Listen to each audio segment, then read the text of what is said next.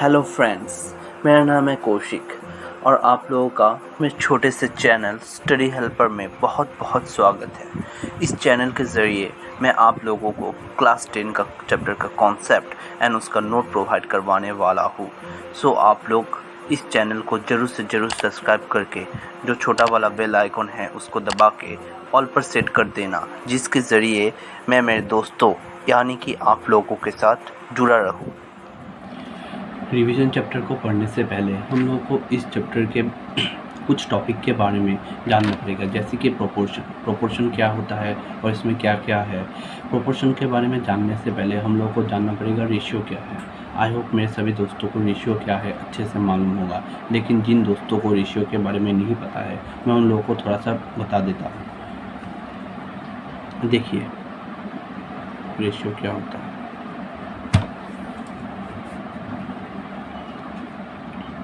हम लोग बाज़ार से एक बुक खरीदते हैं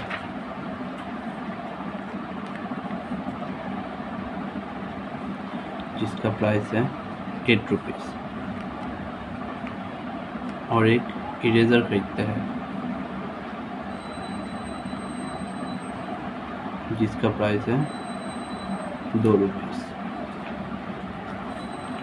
हम लोग दो चीज़ों को कंपैरिजन कर सकते हैं अगर उन लोगों का यूनिट सेम है। यहाँ पर देखिए बुक का यूनिट और इरेज़र का यूनिट सेम है, रुपीज़ में है, इसलिए हम लोग इन दोनों में कंपैरिजन कर सकते हैं।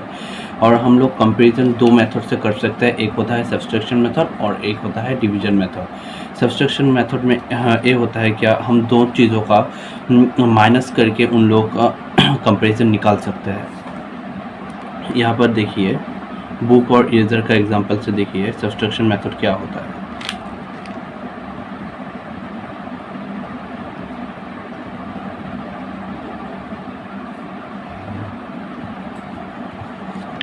हम लोग अगर बुक का प्राइस और इरेज़र का प्राइस माइनस करेंगे, इन लोगों के बीच में डिफरेंस निकालेंगे तो इन लोगों का कंपैरिजन हो जाएगा।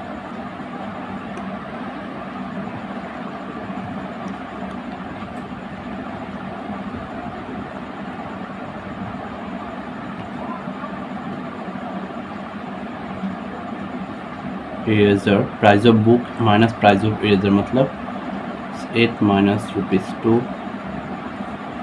₹4। इसका मतलब क्या है, जो हम लोग का बुक का प्राइस है वो इरेज़र का प्राइस से 6 रुपीज़ ज़्यादा है। That is cost of book is ₹6 more than cost of eraser।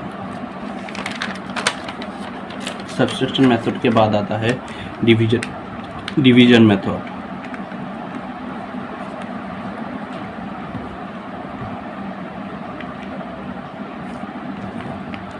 Division method में क्या होता है, हम लोग बुक का प्राइस और इरेज़र का प्राइस में डिवाइड करके इन लोगों का कंपैरिजन निकालेंगे। मतलब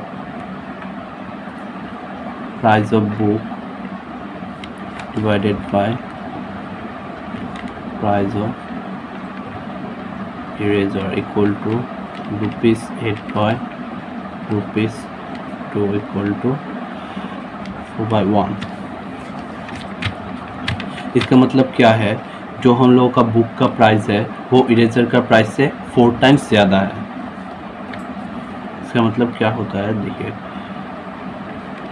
price of book equal to 4 into price of eraser, that is cost of book is 4 times than cost of eraser। हम लोग हम लोग दो तरीक़ों से कंपैरिजन कर सकते हैं, दो मेथड से। एक होता है सब्सट्रैक्शन और एक होता है डिवीज़न। लेकिन कभी कभी ऐसा होता है सब्सट्रैक्शन मेथड में जो हम लोग का एक डिफरेंस होता है ना, ये डिफरेंस बहुत ज़्यादा हो जाता है। इसलिए हम क्या करते हैं, डिवीज़न मेथड से कंपैरिजन निकालते हैं। डिवीज़न मेथड से कंपैरिजन निकालते हैं और इस मेथड को हम लोग बोलते हैं ratio. This method is known as ratio.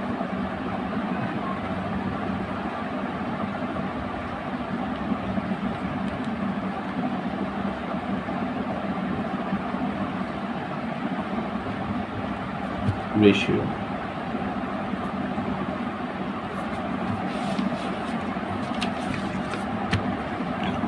I hope मेरे सभी दोस्तों को रेशियो क्या है अच्छे से क्लियर हो गया होगा।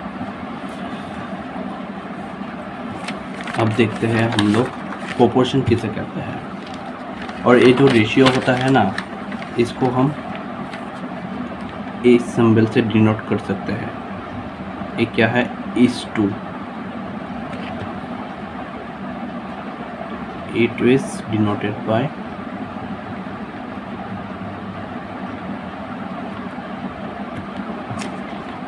मतलब ये क्या है, रेशियो है। रेशियो आई होप मेरे सभी दोस्तों को रेशियो क्या होता है वो अच्छे से मालूम हो गया होगा। अब रेशियो का कॉन्सेप्ट से हम लोग प्रोपोर्शन क्या होता है वो देखते हैं। प्रोपोर्शन में अगर दो चीज़ों का रेशियो अगर सेम होगा तो वो लोग प्रोपोर्शन में होता है। यानी कि एक एग्जांपल से हम देखते हैं, cost of 2 kg of rice is 70 rupees. मैंने 2 kg राइस का प्राइस है 70 रुपीज़ और 70 kg राइस का प्राइस है 245 रुपीज़। हम लोग किन किन चीज़ों में रेशियो निकाल सकते हैं, जिन लोगों का यूनिट सेम होता है। यहाँ पर हम लोग केजी और रुपीज़ में रेशियो निकाल सकते हैं, नहीं। हम लोग किन किन चीज़ों में रेशियो निकालेंगे, राइस का वेट में रेशियो क्या होता है वो निकाल सकते हैं, नहीं तो राइस का प्राइस में रेशियो क्या होगा वो निकाल सकते हैं। आइए हम लोग राइस का वेट में क्या होगा रेशियो वो देखते हैं।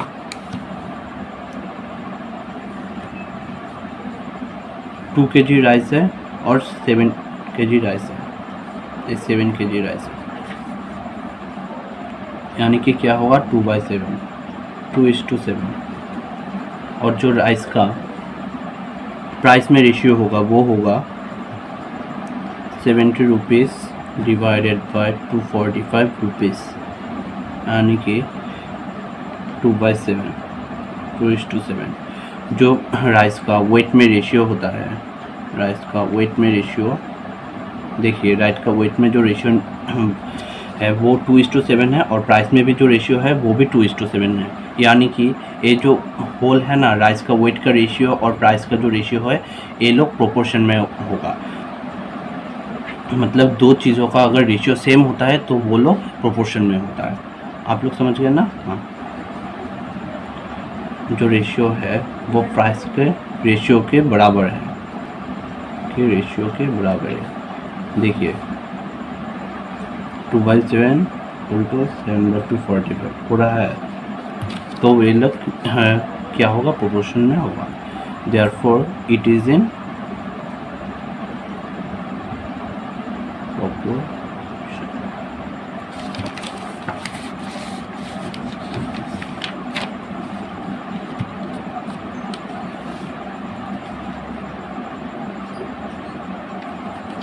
अब देखिए जो प्रोपोर्शन का जो कंडीशन होता है वो क्या होता है। हम लोग पकड़ लेते हैं if A is to B, और प्रोपोर्शन का जो सिंबल होता है ना वो A होता है। प्रोपोर्शन का सिंबल इट मतलब प्रोपोर्शन,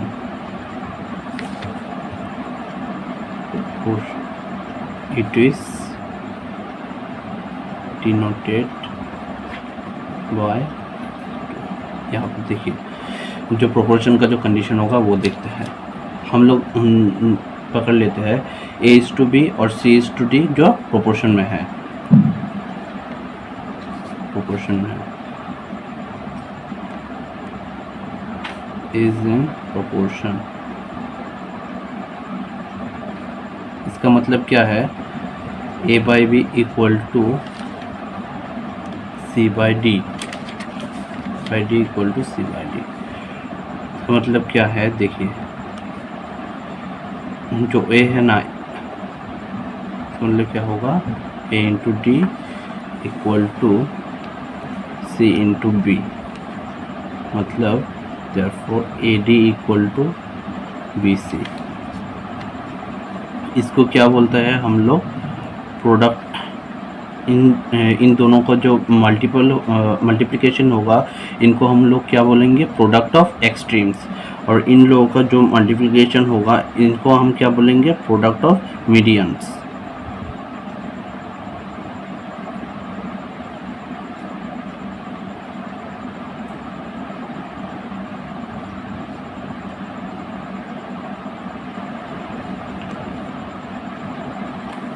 तो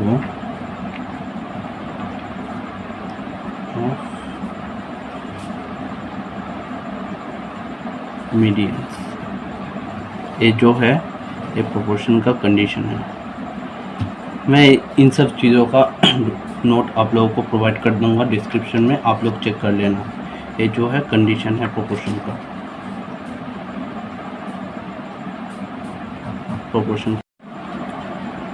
प्रोपोर्शन के बाद आता है इसका टाइप्स। प्रोपोर्शन हम लोग दो टाइप के देखते हैं, एक होता है डायरेक्टली प्रोपोर्शन और एक होता है इनडायरेक्टली प्रोपोर्शन। डायरेक्टली प्रोपोर्शन में क्या होता है, हम लोग एज्यूम कर लेते हैं x क्या है, जो एक प्रोडक्ट का मास है केजी में है, और y क्या है, उस प्रोडक्ट का प्राइस है जो रुपीज़ में है। हाँ, हम लोग एज्यूम कर लेते हैं x शुगर है जिसका केजी में, जिसका वेट केजी में दिया हुआ है 1 2 3 ऐसा दिया हुआ है, और इसका जो प्राइस है, शुगर का जो प्राइस है उसका रुपीज़ में दिया, यूनिट रुपीज़ में है, और उसका जो रुपीज़ है वो है 44, 88, 132। यहाँ पर देखिए, अगर x इंक्रीज़ हो रहा है तो साथ ही साथ y भी इंक्रीज़ हो रहा है। पहले क्या था, x 1 kg, तो पहले शुगर क्या था 1 kg, तो शुगर का प्राइस क्या था 44 रुपीज़। सेकेंड कंडीशन में क्या हुआ, शुगर का प्राइस 1 kg बढ़ गया, और 1 kg बढ़ गया, उसके साथ साथ प्राइस का भी प्राइस 44 रुपीज़ और बढ़ गया। यहाँ पर देखिए 44 रुपीज़ और बढ़ गया, 88 रुपीज़ हो गया यहाँ पर। और तीसरा कंडीशन में क्या देखते हैं, शुगर का प्राइस और 1 kg बढ़ के 3 kg हो गया, तब उनका शुगर का रुपीज़ क्या है 132, मतलब और 44 रुपीज़ शुगर का बढ़ गया है। यानी कि हम लोग क्या देख रहे हैं, शुगर का जितना ही केजी बढ़ता है उसके साथ साथ उसका प्राइस भी बढ़ता है। यानी कि x इंक्रीज़ होने से y भी इंक्रीज़ हो रहा है, और इस अगर x इंक्रीज़ होने से अगर x इंक्रीज़ होने से y भी इंक्रीज़ होगा, तो हम लोग इसको क्या बोलेंगे, डायरेक्टली प्रोपोर्शन। यहाँ पर देखिए x के साथ साथ y भी इंक्रीज़ हो रहा है। और एक एग्जांपल के साथ देखिए, एक लड़का है,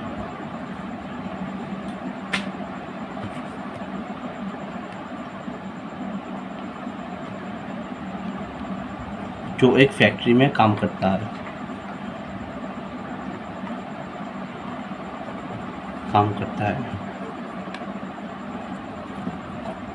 वहाँ पर वो अगर 1 आवर्स काम करेगा, 1 आवर काम करेगा, तो उसको पैसा कितना मिलेगा, 100 रुपीज़।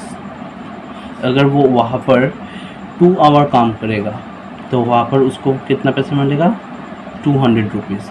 अगर वो वहाँ पर 3 आवर काम करेगा, तो उसका जो सैलरी होगा वो कितना होगा, 300 रुपीज़। अगर वो वहाँ 4 आवर काम करेगा, तो उसका सैलरी कितना होगा, 400 रुपीज़। यानी कि वो जितना घंटा वहाँ पर काम करेगा, फैक्ट्री में काम करेगा, उसका सैलरी उतना ही ज़्यादा मिलेगा। देखिए 1 आवर में उसको कितना मिलता था, 1 रुपीज़, 2 आवर में 200 रुपीज़। यानी कि उसका टाइम लिमिट बढ़ने से उसका सैलरी भी बढ़ता है। इसको हम क्या कहते हैं, डायरेक्टली प्रोपोर्शन। और डायरेक्टली प्रोपोर्शन का सिंबल जो होता है, यहाँ पर देखिए, डायरेक्टली प्रोपोर्शन का जो सिंबल होता है, ए पकड़ लेते हैं जो वो काम करता था, कितना टाइम काम करता है, वो अगर एक्स होता है और अगर उसका सैलरी अगर वाई होता है तो एक्स के साथ साथ if X increases then Y also increases,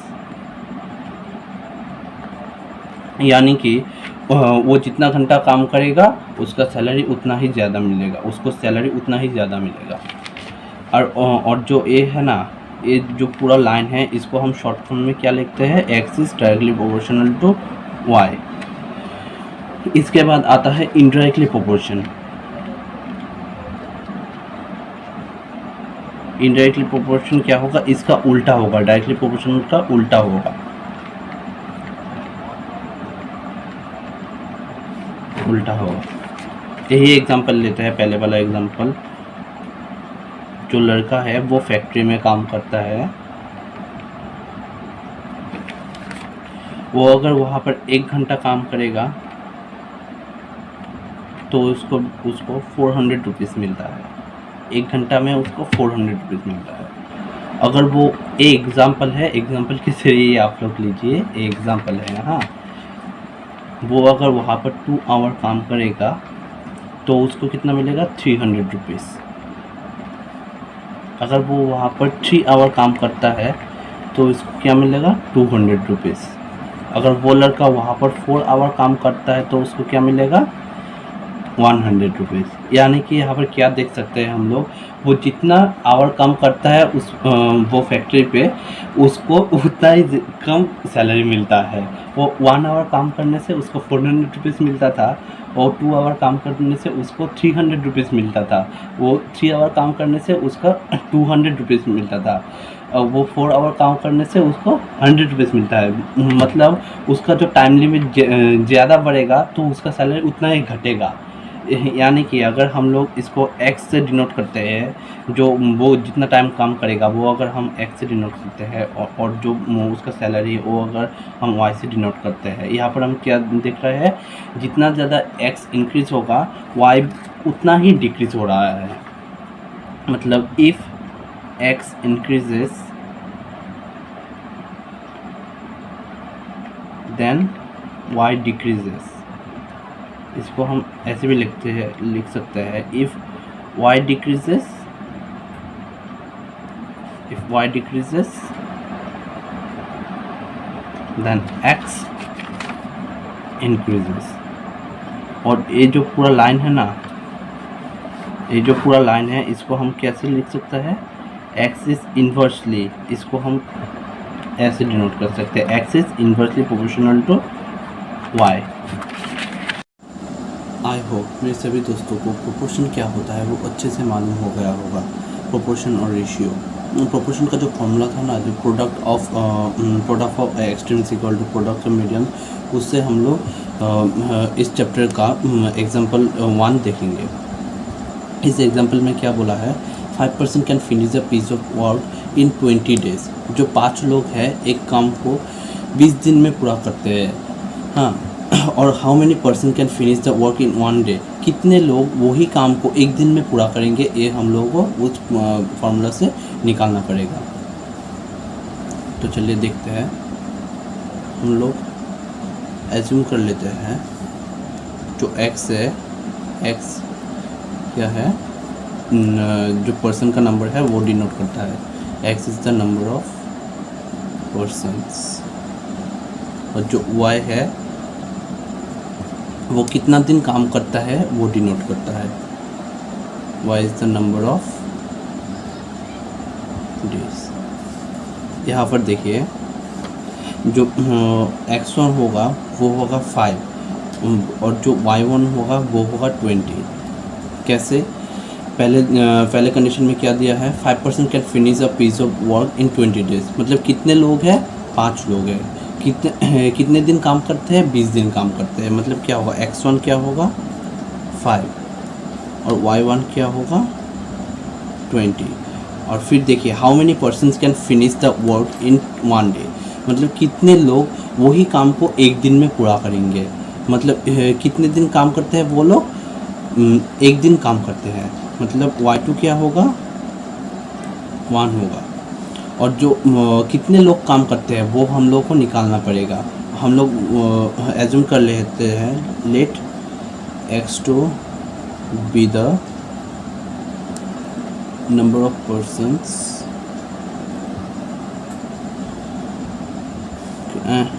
who finish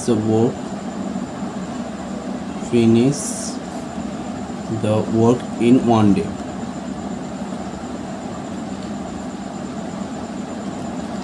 हम लोग को क्या निकालना पड़ेगा,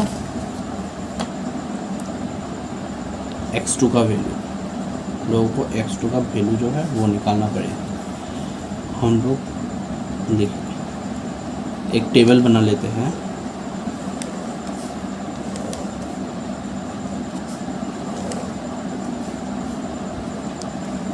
यहाँ पर x क्या था, जो नंबर ऑफ पर्सन वो डिनोट करेगा, और y क्या था, जो नंबर ऑफ डे है वो डिनोट करेगा।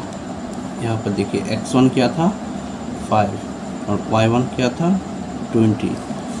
x2 को हम लोगों को निकालना पड़ेगा, और जो y2 था वो क्या था, 1, एक दिन का ना। यहाँ पर देखिए 5 लोग एक काम को 20 दिन में पूरा करते हैं, और वही काम एक दिन में पूरा करते हैं, कितने लोग वो निकालना पड़ेगा। लेकिन यहाँ पर देखिए 5 लोग अगर एक ही काम को 20 दिन में पूरा करते हैं, हाँ, और वही काम एक दिन में पूरा करने के लिए हम लोग को ज़्यादा लोग चाहिए। इसका वैल्यू तो 5 से ज़्यादा होगा ना। तो एक ही काम 5 लोग 20 दिन में करते हैं, वही काम अगर ज़्यादा लोग एक दिन में करेगा तो वो घटता है ना। देखिए x का वैल्यू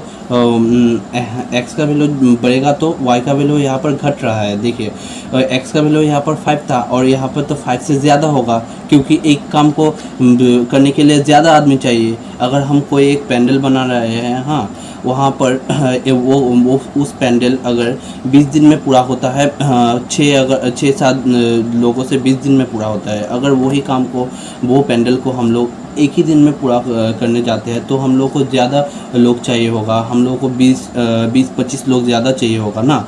तो इसी तरह यहाँ पर इस काम को करने के लिए हम लोगों को ज़्यादा लोग चाहिए एक दिन में करने के लिए, तो x का वैल्यू 5 से तो ज़्यादा होगा ना। तो यहाँ पर हम लोग क्या देख रहे हैं, x का वैल्यू बढ़ने से y का वैल्यू डिक्रीज हो रहा है।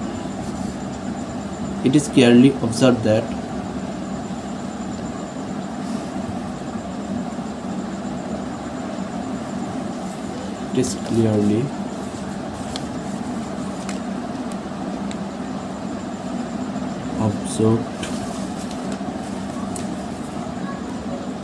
that if x increases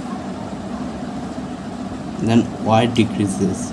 तो ये क्या होगा, इन्वर्सली प्रोपोर्शनल होगा। हम लोग वहाँ पर देखे थे, अगर x इंक्रीज होगा, अगर x इंक्रीज होने से y डिक्रीज होगा तो वो क्या होगा, इन्वर्सली प्रोपोर्शनल होगा। उसका उल्टा भी हो सकता है, अगर y डिक्रीज होने से x इंक्रीज होगा वो भी इन्वर्सली प्रोपोर्शनल होगा। तो इन्वर्सली प्रोपोर्शनल का सिंबल क्या था, x is inversely proportional to y, ये था। तो यहाँ पर क्या होगा, अगर x का वैल्यू x1 होगा और y का वैल्यू 1/y1 होगा, y का वैल्यू y1 होगा, और अगर x का वैल्यू x2 होगा और y का वैल्यू y2 होगा। हाँ, तो देखते हैं, इसको हम नंबर 1 और इसको नंबर 2 से डिनोट करते हैं। हम लोग 1 से 2 को डिवाइड करते हैं। अगर हम लोग दो इनडायरेक्टली प्रोपोर्शनल को डिवाइड करते हैं, आपस में डिवाइड करते हैं, तो जो इन्वर्सली प्रोपोर्शनल जो साइन है ना वो इक्वल टू में कन्वर्ट हो जाता है। x1/x2 इक्वल टू 1/y1/1/y2 हो जाएगा। इसका मतलब क्या होगा, x1/x2 equal to y1 into y2 हो जाएगा। इसका मतलब y2/y1। अब हम लोग यहाँ पर x1 y1 x2 y2 का वैल्यू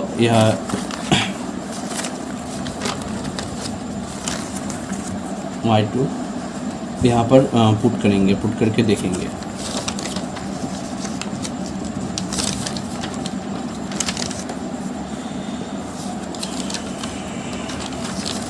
क्या हुआ, हम लोग को क्या निकला, x1 by x2 equal to y2 by y1। x1 का वैल्यू क्या था, x1 का वैल्यू क्या था 5 और y1 का वैल्यू था 20। x1 का वैल्यू था 5 और y1 का वैल्यू था 20 और x2 का वैल्यू हम लोग को निकालना पड़ेगा, y2 का वैल्यू था 1 और y1 का वैल्यू था 20। तो हम लोग यहाँ से निकाल सकते हैं, x2 यहाँ पर चला जाएगा और 20 यहाँ पर आ जाएगा, 5 से मल्टीप्लाई हो जाएगा और x2 1 से मल्टीप्लाई हो जाएगा। क्या है 5 equal to 5 into 20, x2 equal to 100। मतलब क्या है 100%, therefore 100% can finish the work in 1 day।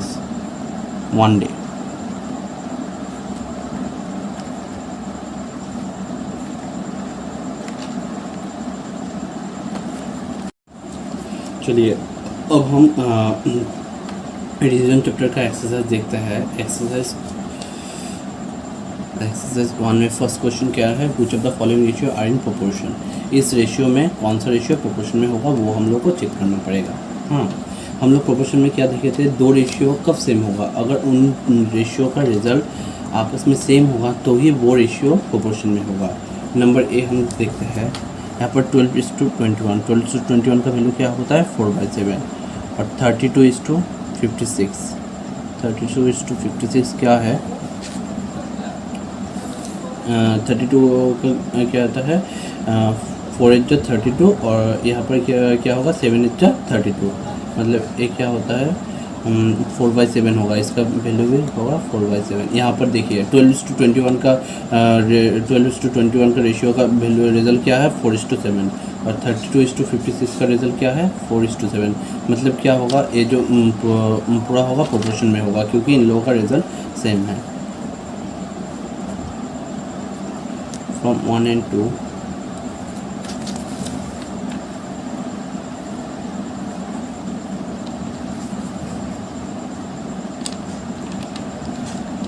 32:56 by the definition of proportion.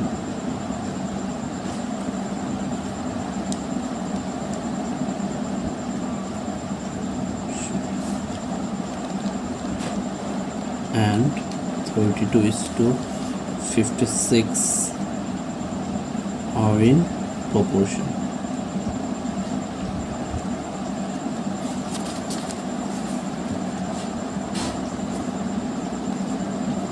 आप लोग ये लिख लीजिए, फिर हम लोग देखते हैं नंबर बी। अब देखिए बी क्या होगा, बी में क्या बोला है 18:30 and 14:21, 14:30। सॉल्यूशन 18:30 का वैल्यू क्या होगा 18/30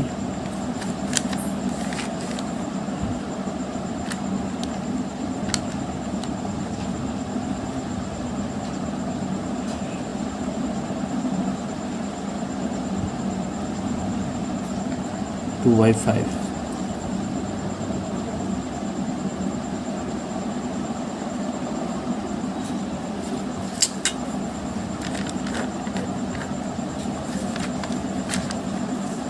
18:30 देखते हैं 18/30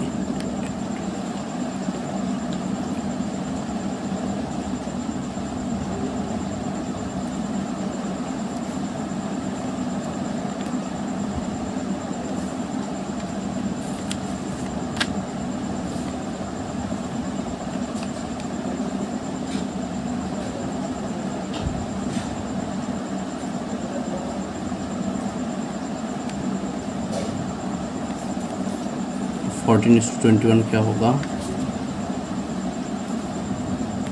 14/21 equal to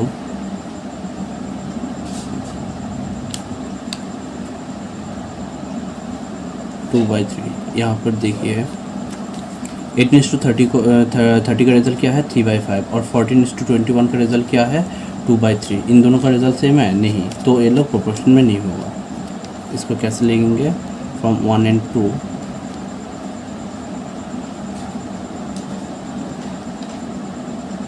30 not equal to 14:21।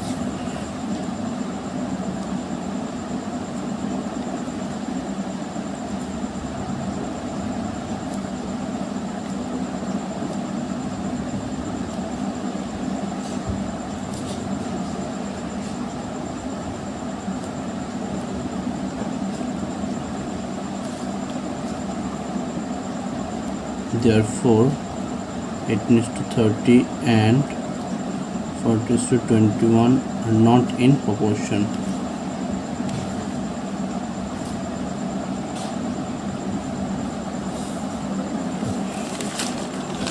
इसके बाद हम लोग नंबर सी देखेंगे। नंबर सी क्या था 22:33 and 33:24।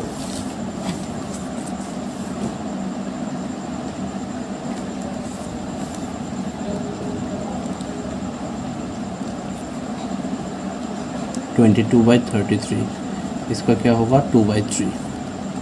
33:24 इसका क्या होगा 11/8। इसका रिज़ल्ट देखिए 22:33 और 33:24 का रिज़ल्ट क्या सेम है नहीं, तो ये लोग भी प्रोपोर्शन में नहीं होगा।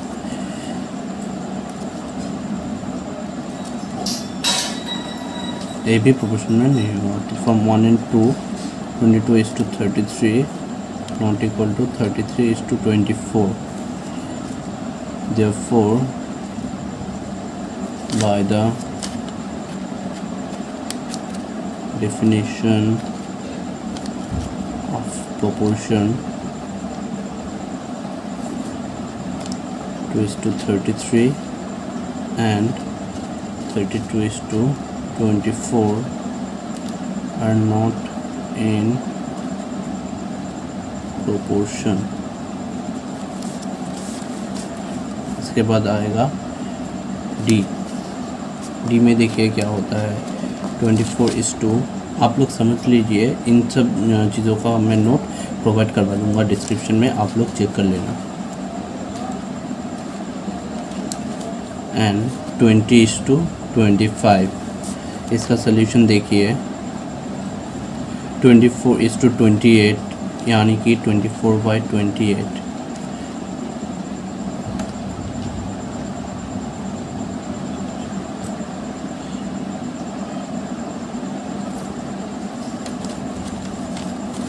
का क्या होगा 6/7।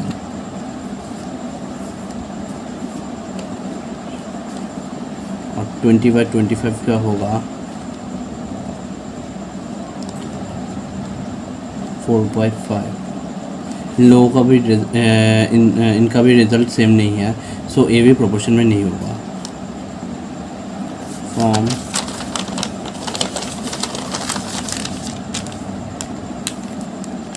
1 and 2 24:28 not equal to 20:25। therefore by the definition of proportion 24:28 and 20:25 are not in proportion।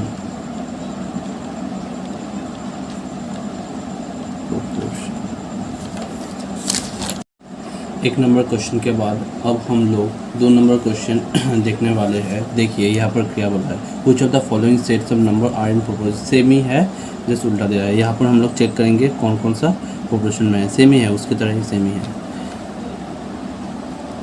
हम लोग एज्यूम कर लेते हैं ए लोग प्रोपोर्शन में है। हाँ, फिर हम लोग चेक करेंगे ए सिंबल क्या डिनोट करता है, प्रोपोर्शन सिंबल डिनोट करता है।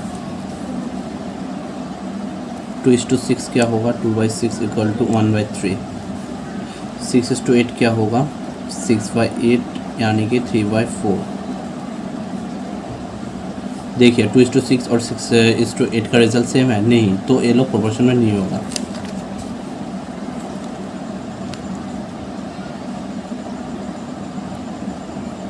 One and two not equal to 6:8, therefore by the definition of proportion,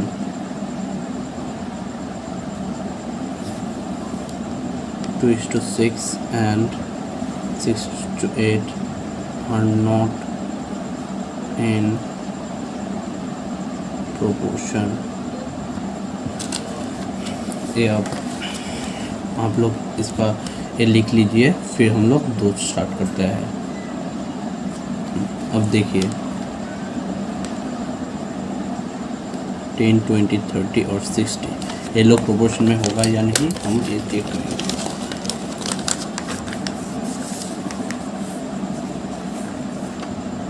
solution हम लोग फर्स्ट में एज्यूम कर लेते हैं ये लोग प्रोपोर्शन में है। 260 वो हम लोग चेक करेंगे। 10:20 क्या होता है, 10/20 यानी कि हाफ। और 30:60 क्या होता है, 30/60, इसका भी क्या होगा, हाफ। ये देखिए इन दोनों का रिजल्ट सेम है, तो ये लोग प्रोपोर्शन में होगा। From 1 and 2 10:20 equal to 30:60, therefore by the definition of proportion,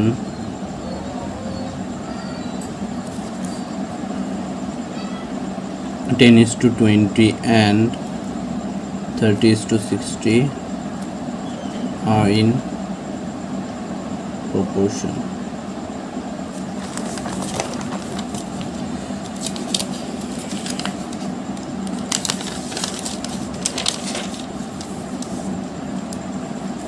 इसके बाद आएगा नंबर 3।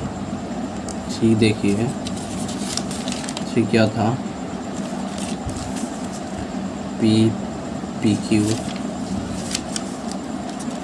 P²Q और Q²। इसको भी हम लोग एज्यूम कर लेते हैं प्रोपोर्शन में है। P²Q Q²। यहाँ पर देखिए P:2PQ क्या होता है, तो ये सिंपल है ना। इसका रिजल्ट क्या होगा, 1/Q। P²Q Q² का रिजल्ट क्या होगा, Q², यानी कि P²/Q। यहाँ पर देखिए 1/Q और P²/Q सेम है, नहीं, तो ये लोग भी प्रोपोर्शन में नहीं होगा। From 1 and 2 P:2PQ not equal to P²Q Q², therefore by the definition of proportion, P:2PQ and P²Q Q² are not in proportion। इसके बाद देखिए नंबर 4। नंबर 4 क्या था, 6, 20, 40, 30 ना। 6, 20, 40 and 30, इसको भी हम एज्यूम कर लेते हैं प्रोपोर्शन में है। 6:20 4:30। यहाँ पर देखिए 6:20 का रेशियो क्या होता है, 6:20 का रेशियो होता है 3/10 और 4:30 का रेशियो क्या होता है 4/30, ये 2/15। यहाँ पर देखिए इन लोगों का रिजल्ट सेम है, नहीं, तो ये भी प्रोपोर्शन में नहीं होगा। From 1 and 2 6 × 20 not equal to 4:30, therefore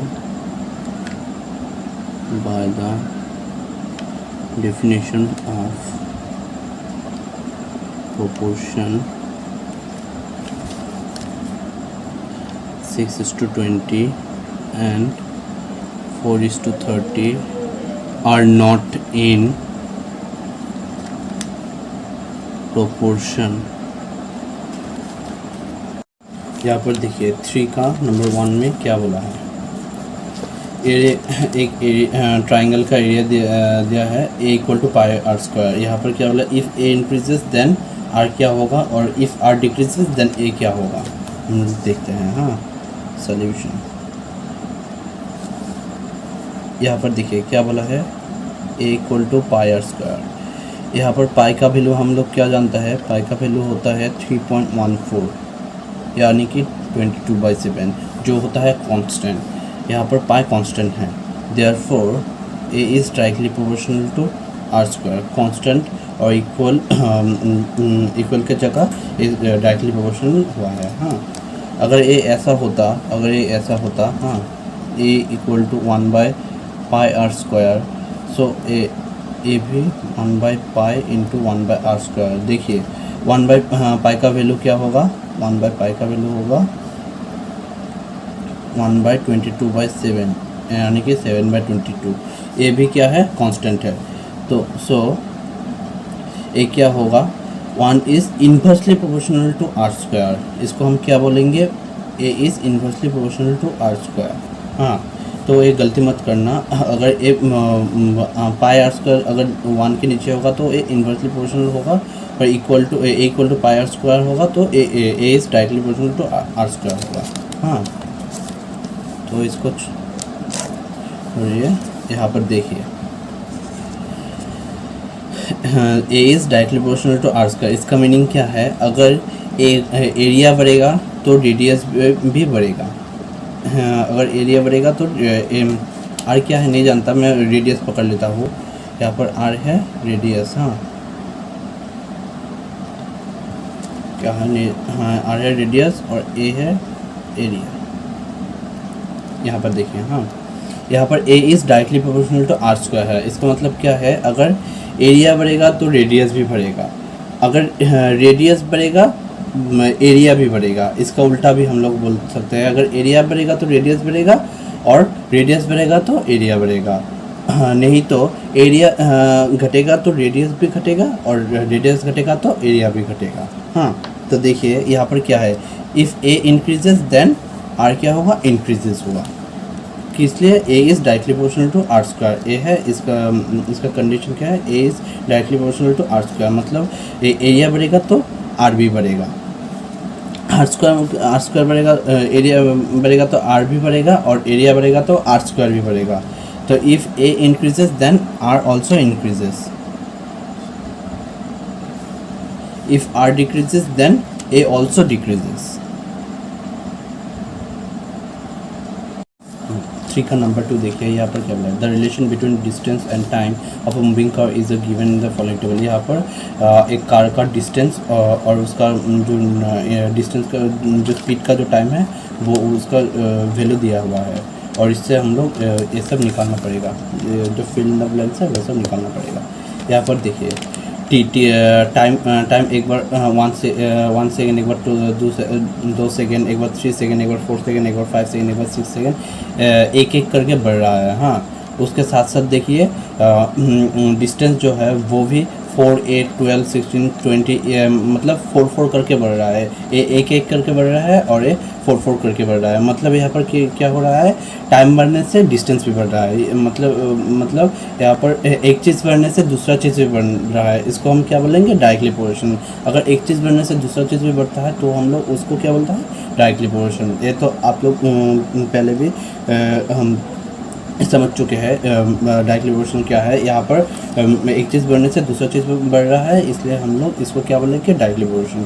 time क्या एक एक करके बढ़ रहा है और डिस्टेंस क्या 4 करके बढ़ रहा है। यहाँ पर देखिए एक के बाद क्या आया 2 के बाद क्या आया 3, मतलब 1 + 1 क्या होता है 2। हाँ, 2 + 1 क्या होता है 3 3+1 क्या होता है 4, 4+1 क्या होता है 5, ऐसे करके मतलब एक एक करके बढ़ रहा है। यहाँ पर देखिए 4, 4 के बाद आया 8, 8 12 16 20 ऐसे करके बढ़ रहा है, मतलब 4 के बाद आया 8, 4+4 क्या होता है 8, 8+4 क्या होता है 12, 12+4 क्या होता है 16, 16+4 क्या होता है 20, मतलब 4 4 करके बढ़ रहा है।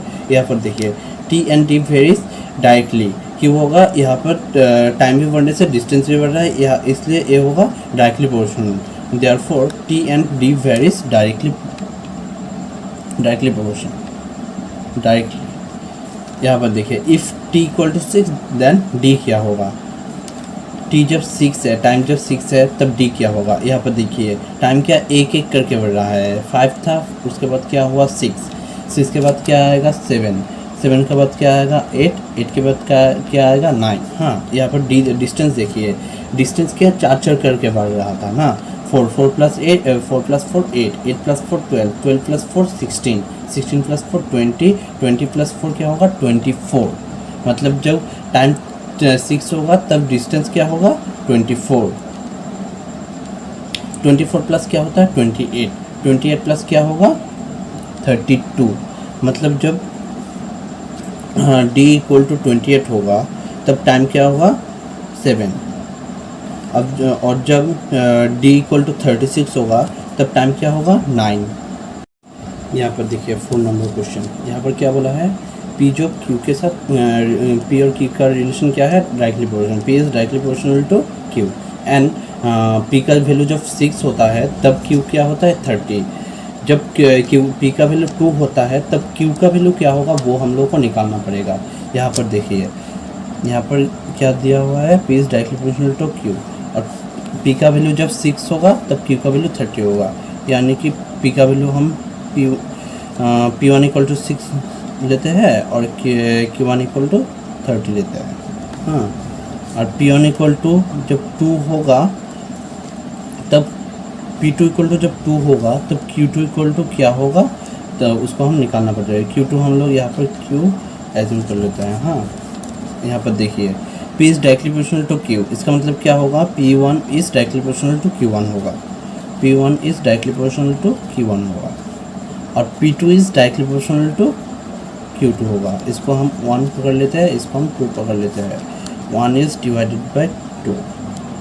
जब किसी भी प्रोपोर्शन और इन्वर्सली प्रोपोर्शनल को हम लोग डिवाइड करते हैं आपस में, तब इन्वर्सली प्रोपोर्शनल का जो साइन है वो कन्वर्ट इक्वल में हो जाएगा।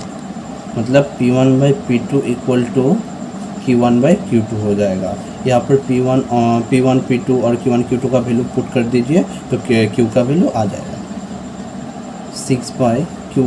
P2 क्या था 2, Q1 क्या था 30 और Q2 क्या था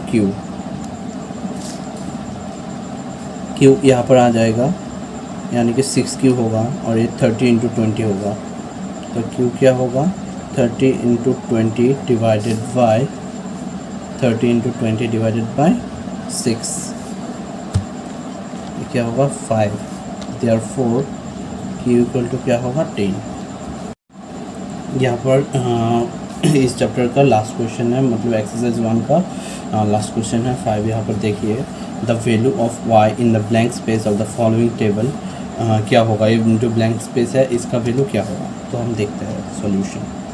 यहाँ पर देखिए x का वैल्यू जैसे ही इंक्रीज़ हो रहा है y का वैल्यू उतना ही घट रहा है। हाँ यहाँ पर देखिए x का वैल्यू 1 था तब y का वैल्यू था 32, x का वैल्यू जब 2 था y का वैल्यू था 16।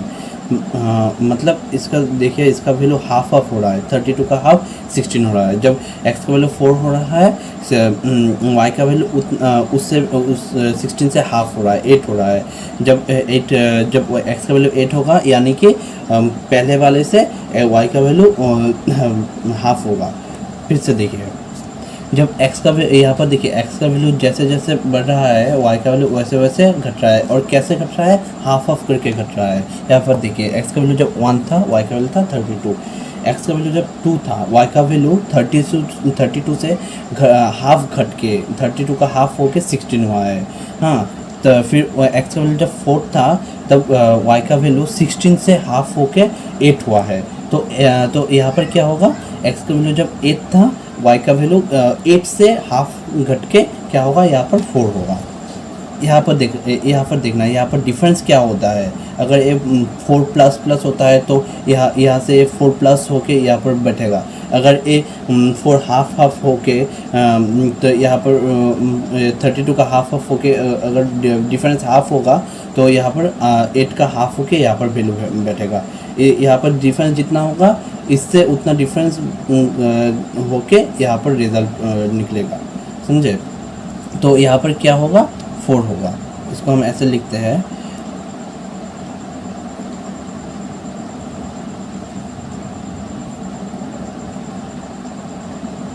observe from the table we observe that if x increases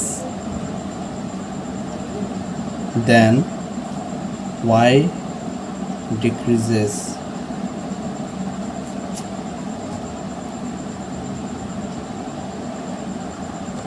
और कैसे घट रहा है, हाफ करके घट रहा है। therefore from the table we get when x equal to 8 y का वैल्यू क्या होगा, 8 का हाफ हो जाएगा, यानी कि 8/2 यानी कि 4 होगा। y का वैल्यू 8 से घट के 8 का हाफ होके y का वैल्यू होगा 4 होगा। मैं जो आप लोगों को जो से समझाया है और जो क्वेश्चन का जो प्रॉब्लम का जो सॉल्यूशन दिया है वो लोग आप लोग यहाँ से अगर नहीं देख पा रहे तो मैं इस चैनल की डिस्क्रिप्शन में इसका जो PDF है वो डाल दूँगा, आप लोग वहाँ से चेकआउट कर लेना।